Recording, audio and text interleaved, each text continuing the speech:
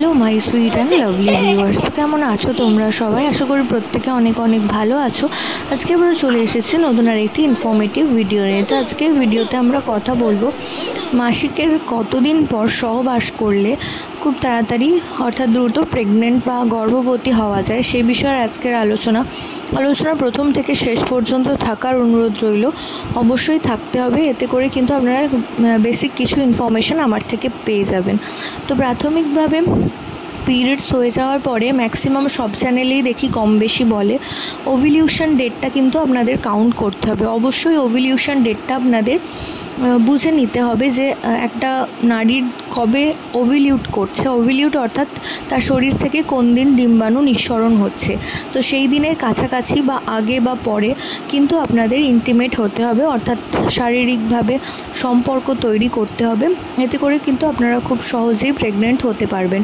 তো ovulation date অনেক জায়গায় বলে যে একজন গর্ভবতী নারীর উর্বরতম দিন ধরা হয় যে মাসিকের যাদের সাইকেল 30 দিন, তাদের উর্বরতম দিন 13, 14, 15, 16 এই 4টে দিনের মধ্যে উর্বরতম দিন ধরা হয়।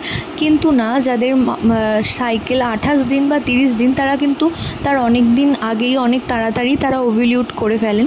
তো যখন ওভিলিউট হয়ে যাচ্ছে অর্থাৎ ডিম্বাণু নিঃসরণ হয়ে যাচ্ছে, তারপর যদি ইন্টিমেট করা হয় তো অটোমেটিক্যালি তারা প্রেগনেন্ট হতে পারছেন না। তো পিরিয়ড শেষ হয়ে যাওয়ার পর থেকে কাউন্ট করে, পিরিয়ডের দিন থেকে কাউন্ট করে অষ্টম, নবম, দশম এই দিনগুলো থেকে কিন্তু ইন্টিমেট অর্থাৎ শারীরিক সংযোগ সৃষ্টি করতে হবে।